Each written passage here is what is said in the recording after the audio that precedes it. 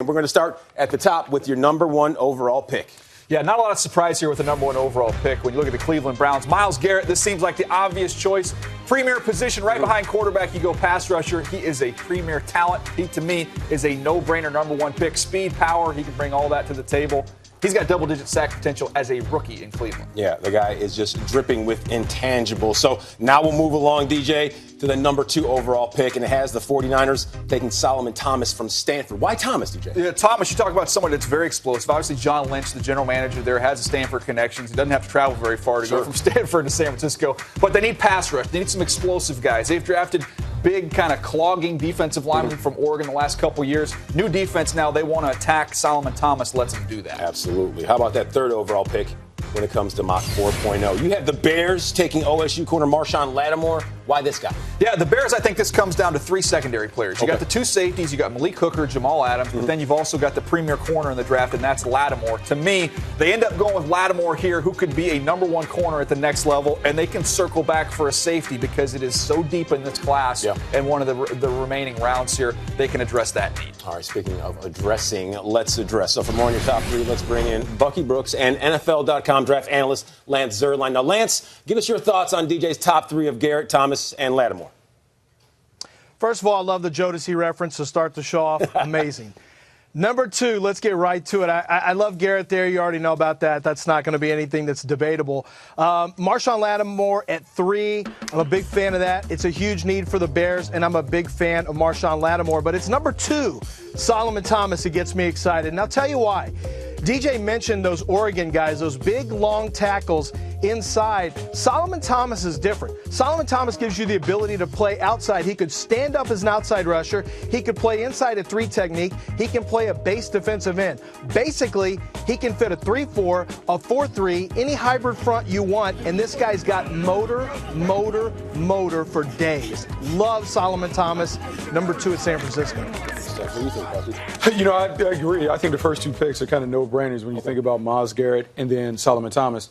Marshawn Lattimore, to me, is a little different because when I look at Marshawn Lattimore, he's a guy that plays on the edge. He's an outstanding corner. But for me, Chicago, they need to find someone in the middle of the field that can make some plays. And so I'm thinking Jamal Adams, Malik Hooker might be better fits. But I can see in that division, when you're dealing with some of the pass rushers, the pass catchers, and some of the quarterbacks, you definitely need to have a number 1 corner. He could be that guy because he's athletic, he's talented, he has ball skills. Yeah, the difference is some teams are going to value the safety position over the corner position, and others are going to put a little more premium there at the corner spot. So this can be a philosophical discussion. I think all 3 of those guys mentioned, Bucky talked about the safeties and Lattimore. Yeah. I don't know there's a wrong decision to be made. They're all 3 studs. They all play right now. Absolutely. Thank you to Lance. I didn't know Lance was a Jodeci guy. I had him pegged for more of a Tony fan. Now, let's move along to number 4. DJ, you have Leonard Fournette going to the Jaguars, and that's a big back there in Jacksonville. They could really use him. Yeah, look, you've got one thing in Jacksonville they don't get credit for. They have one of the best young defenses in the NFL. Now you get a back like Leonard Fournette, you're going to shorten the game and take some pressure off your young quarterback in Blake Bortles.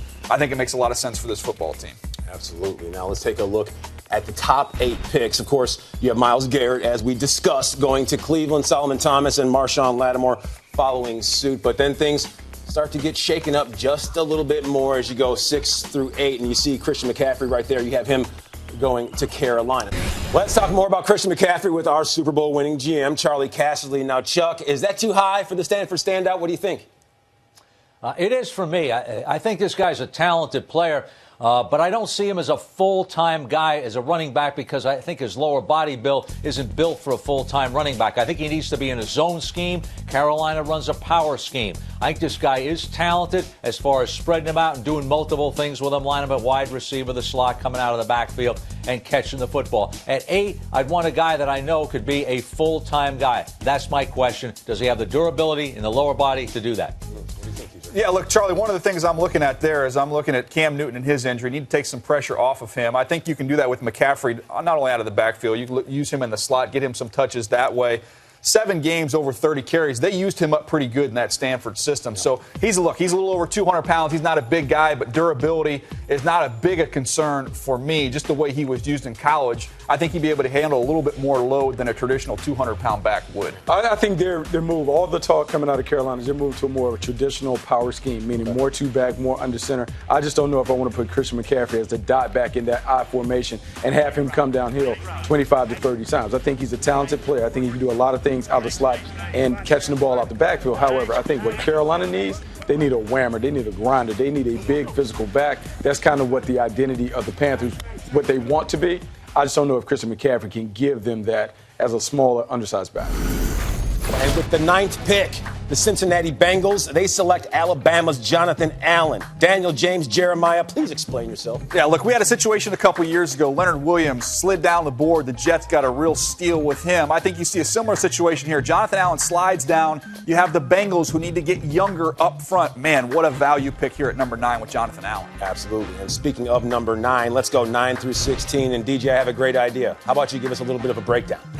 Hey, look, Jamal Adams, another one. I have him as the second best player in the draft personally, but in this situation, he slides down. The Buffalo Bills cannot pass on him. Gary and Conley, one of the fastest rising corners going to the Saints. You've got the receivers, Corey Davis and John Ross going back-to-back. The Eagles get a tempo setter in Reuben Foster. Takk McKinley, that bullet coming off the edge, and Derek Barnett. The Ravens get a really good football player there at number 16. Tempo setter, not to be confused with a Tempo, a mid-sized vehicle from the mid-'80s. Now you can check out the full mock draft and all of our experts' mock drafts at NFL.com/mock drafts. And DJ, the floor is yours, man. All right, Leck. We're talking who's your guy right now. Looking at these picks 9 through 16. Lance, I want to start with you here. When you look at these players, you had to put your finger on one guy and say, that's my guy. Who would it be? Jamal Adams. That's my guy. Jamal Adams has got to be my guy because here's the thing with Jamal Adams. You talk about how talented he is and how high up the draft board he actually is. Now, he could slide back just a little bit, but here's the thing with Jamal Adams. Not only is he a sheriff, meaning he can play on the back end, he can play up front in the box, he is an unbelievable leader. So forget the football stuff for a second. That's on the field. What I love about Jamal Adams and why he's my guy is because I know he's going to come into that locker room and be a tremendous tone setter. Incredible character, incredible leadership. He's a guy that can help take a talented defense and really reshape them with all the leadership that he brings to the table. So a talented football player, but also I think potentially a transcendent leader as well. That's my guy. Jamal Adams, LSU safety. Hey, Bucky, Jamal Adams, we talk about changing a culture. And how many times we hear lip service, right? New coaches come in, want to change the culture. This is the type of guy you can get that done He with. is what we call a temperature leader. When he walks in the room, it changes. He is an outstanding player, a better person. I think he'd be terrific as a pro. All right, Bucky, who's your guy? My guy's Reuben Foster. And Reuben Foster with the Philadelphia Eagles in that selection, you talk about a guy that is a seek and destroy player. In that defense, he will get up to run around. You see the instincts and then the thump. He hits people and they go down. I'm trying to build a bully in Philadelphia. Jim Schwartz does a great job of putting together their defense. They just need a little more attitude.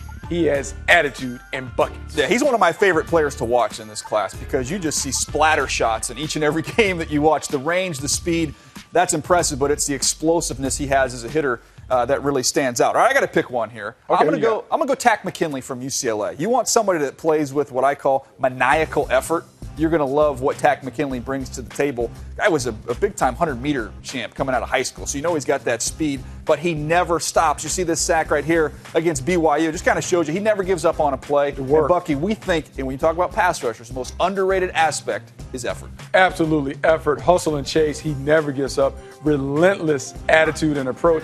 Look, I know he's your guy. You've talked about him since the beginning of the process. This is a guy that you talk about being able to get double-digit sacks. He'll get 7 of those on pure effort. As he continues to polish up his technique, he can be a dominant force off the edge in the league. Well, speaking of my guy is Cole Wright. And by the way, Guy, very underrated 90s listen there. About we get to pick 17 through 24. All right, let's keep things rolling here, Buck. We got the Washington Redskins, pick number 17. Hassan Reddick from Temple, one of the more intriguing players in this draft. Talk about somebody that's played on the edge during the regular season, then at the Senior Bowl plays inside linebacker. I think that's where he is in base downs for the Redskins, and then he can kick out and sub and rush the quarterback. Productive, love his versatility, love his high motor. He's a guy that's going to be a star at the next level. In this defense, he can play multiple spots. He should be able to be effective. All right, we're talking about the Washington Redskins. Somebody that knows a little bit about the Washington Redskins, Charlie Casserly. Charlie, what do you think here? Reddick at 17 to the Redskins. Well, right away, he's an upgrade on nickel at the right end over Preston Smith. He's quicker, he's more athletic, he's a better pass rusher. Now, you watch the Senior Bowl game where he's exclusively playing as an inside linebacker, and you see instincts. His ability to find the football is good there. His bad plays where he gets lost inside, I almost write them off to inexperience, because in college, this guy played a little bit of everything and not really a lot of inside linebacker, but you did see him there on some occasions. So I like his productivity as a pass rusher. I think you have to live with him a little bit in learning in the inside linebacker. Don't ask him to take on the big guards and play a two-gap. Cover him and let him run to the football. He finds the football. Yeah, run and hit linebacker, no question there. Thank you very much, Charlie. All right, let's keep things moving here. Pick number 18, they went wide receiver with their first pick. Now I've got the Titans going with a corner and Tre'Davious White at LSU. Former high school wide receiver, made a conversion to cornerback.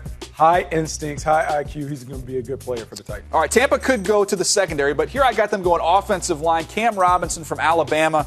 Going to plug right in at right tackle for this team and protect Jameis Winston. He will protect Jameis Winston, but also give him a presence on the run. He is a people mover. They can run the football to the right side now. All right, Forrest Lamp, I think, could be the top interior lineman in this draft, Bucky, but he did play tackle at Western Kentucky. I think he might be able to hold up at tackle at the next level. If not, you kick him inside, but a big-time player there for the Broncos. Give him a chance to play tackle. If he fails, he moves inside, may become a Pro Bowl player on the inside. All right, I heard a lot of chatter around the league with the Detroit Lions looking at all these tight ends. David Njoku from Miami. Bob Quinn, the general manager, came from New England. Having multiple tight ends is a good thing. It's a good thing, and it can also help Matthew Stafford continue to become a great quarterback. Give him easy targets between the hashes. All right, next up, we got the Miami Dolphins. I know they signed T.J. McDonald, Bucky, but he's going to serve an 8-game suspension, and I don't think he's a superstar. So you get a chance to get Jabril Peppers and add him to that defensive mix. Go ahead and do it. Outstanding playmaker, a guy that can contribute in a couple different phases, not only as a defender, but in the return game. All right, this is one of my favorite ones right now. You look at the value here with the Giants. Dalvin Cook has just fallen into their lap here at pick number 23. Some would argue the best running back in the draft class. No question, I think a top 15 talent. Top 15 talent, someone that probably plays game very similar to Tiki Barber. So you New York Giants, you have Eli Manning. You want to make sure you give him a bell cow running back, someone that can do it in a variety of different ways. Dalvin Cook can be that person. All right, let's go to the bullpen. Let's bring in Lance here. Lance, what do you think of this one? Go to the lefty. I love the pick, and I'm kind of with you. I think he could slide in this draft. There are some off-the-field concerns surrounding Dalvin Cook. There's also some injury concerns. So those questions are going to have to be answered. It's going to have to be vetted. But if he does fall, this would be a great opportunity for the Giants to really kind of shift the trajectory of their offense, I think, in a positive way. And one of the things I really like about Dalvin Cook, yes, he is the most complete running back and talented running back to me in this draft. But I also like the fact that it's a repeatable offense with Dalvin Cook and with Paul Perkins, who they took last year. You could run a lot of the same stuff with those two guys on first, second, or third down. So I'm a big fan of that selection for the Giants at that particular spot. Yeah, Paul Perkins is going to be a good player. Dalvin Cook just a little bit better in every area here. All right, Oakland Raiders here at pick number 24, Bucky, and I got him going linebacker here, Jared Davis out of Florida. Love the pick. He's a grown man inside. Physical, tough, everything that the Raiders need, he is. I like Jared Davis going there. All right, we're working our way towards the finish line. Cole, we are through 24 picks. I like the way that sounds. And, guys, just over 3 weeks until the 2017 NFL Draft is live and direct from Philadelphia, PA. From the war rooms to the green rooms, the hugs, handshakes, not to mention the tears, NFL Network, we've got you covered. The 2017 installment of the NFL Draft. It starts April 27th right here on NFL Network. It's time now for the first quarterback to be taken off the board. At number 25 to the Texans, DJ Mitchell Trubisky. Yeah, Mitchell Trubisky, to me, I think is a better fit in this system there with Bill O'Brien. And you look at what he can do. This year's tape was great. You can throw from inside the pocket, accuracy, anticipation, timing, and is a very underrated athlete. When he gets out on the edge, he can give you a little bit there as well. So I think he fits well in Houston. All right, so he will go to Houston if that's the way the draft dictates. Adoree Jackson, we know he's a speedster out of USC. He'll go to the Dallas Cowboys. Charles Harris to Atlanta at number 31. So let's get back to that quarterback talk. You have Trubisky going to the Texans, but what does this really spell for Tom Savage if he read into those tea leaves? Well, look, Tom Savage, you're elated that Tony Romo is going to go cover for TV, golf and football. You're excited about that. Now it come to draft time, we'll see what their true feelings are about Tom Savage and if they can move forward with him. I just don't know he's a championship caliber quarterback. I think he's a good backup quarterback, but that's what I think. We'll find out on the draft if that's what the Houston Texans think. Okay, we will find out. Until then, let's bring in our guy again, Charlie Casserly. Now, Chuck, as you saw, DJ has Patrick Mahomes going to the Chiefs at number 27. Tell everybody out there at home what you really like about this young man. I'll tell you what, when this guy gets outside the pocket, he can be Russell Wilson on his good days. In other words, he's got vision downfield, he's elusive as a runner, and he's got throwing talent. He's got a strong arm and a quick release. And every now and then from the pocket, he appears to be able to read a defense. So he has throwing talent and talent outside the pockets. Those are the things that get you excited about the guy. Yeah, to me, look, Charlie, when you watch him on tape, I see some of those flashes of brilliance, but then I just see so much irresponsibility with the football, just throwing the football up in the air. So personally, for me, it's rich, but man, I'm hearing so much buzz about him. That's why I put him into the first round conversation. Charlie, thank you as always. Go answer that phone call. And DJ, always a pleasure. Now remember, you can read DJ's latest mock and all of our experts' mocks at NFL.com/mockdraft. We are back, and here's a full recap of DJ's Mock 4.0. Myles Garrett, of course, going #1 overall, the pride of College Station. Now, how about the pride of Palo Alto, Christian McCaffrey out of Stanford? He only did 10 repetitions at the bench press. I think I know someone who did 13, Daniel? Oh, yeah, it was 13? a strong 13. Might have popped the blood vessel. But look, Christian McCaffrey, this is the one pick I took heat on, guys. He played in a power system at Stanford. I think he's more durable than you guys are giving credit for. All right, 13 reps on the bench. How about this for a perfect segue? Number 13, John Ross. This man, he runs extremely fast. He's going to Arizona, according to DJ Bucky. One of my favorite players in the draft. I just don't like to fit in Arizona. I would like a bigger guy to replace Larry Fitzgerald down the road. You don't like Carson Palmer slinging him the rock? You don't like that? I mean, I like that, but they already have that in place. All right. Let's move to number 22, Jabril Peppers. Played his college days in Ann Arbor. Looks to be playing in sunny South Florida as a professional, DJ. Yeah, look, you can play him at 3 different spots. You can play him in the nickel. You can play him as the high safety. You can drop him down in the box. Get your best combination on the field. He'd be an interesting fit there for the Dolphins. He's like a princess cut diamond. There The you kid go. is multifaceted. How about that? Now we move done. along to another guy who can run. That's Adoree Jackson. And we know that the Dallas Cowboys, they like those athletes. They like that speed on the defensive side of the ball, Buck. World-class athlete. You can put him on the corner. It's a simple Simon system. Gets out there, plays man-to-man, a little zone. It allows him to play to his strengths as a player. Yeah, one thing about Adoree Jackson, I don't know if that's going to be the exact player for the Dallas Cowboys, but they have to go secondary based on what they lost in the offseason. I mean, they absolutely have to upgrade that secondary. That's the thing that's holding them back. They need to improve immediately, if not soon. Now, finally, guys, before we get out of here, DJ, I want you to give us one bold prediction for the 2017 mock draft. Well, one bold prediction, the guy not in this mock draft, was Deshaun Watson. Look, Okay. I personally have him as the top quarterback in this draft class, but when you talk to people around the league, I don't hear a lot of buzz about him, and it's starting to feel like that Teddy Bridgewater year. I had Bridgewater as my top quarterback that year, but I wasn't hearing the buzz, and he slid almost out of the first round. I think there's a chance we could see something similar happen to Watson. Unfortunately, in the process, he may be underappreciated for what he has been able to do during his time at Clemson. He's played longer than most guys, more experience, more tape. Sometimes we pick apart those guys. Because of that, he may fall. And what's interesting, DJ in his mock draft had Pat Mahomes at 27. Kind of underrated in terms of people talking about it. Yeah. But he's going to go in the first round because people are fascinated by the talent. I think it's disrespectful to Deshaun Watson, but sometimes people are smitten by the physical ability as opposed to what you do on your resume. Now, we've talked about this here being the exclusive show when it comes to mock drafts. We saw DJ's today. Bucky, yours is coming next week. It's going to be loaded. Lance See Zierlein. TV. I got all kinds of surprises loaded for mine. I'm already thinking about what kind of things I can put in there. All right, it's like TGI Cole, you may Friday, make an appearance in the TGI mock Friday draft. back in the day. Who knows? I can still run a little bit, Bucky. I might put you there with the Bears. I'm still pretty spry. The Bears, they need to win, and they need to win right about now. Now, guys, thank you as always. And that's going to do it for us right here. Be sure to join us next week. Bucky, he's going to reveal his mock 4.0. Something tells me Deshaun Watson will be somewhere around there. Everybody, thanks for tuning in. We'll see you next time.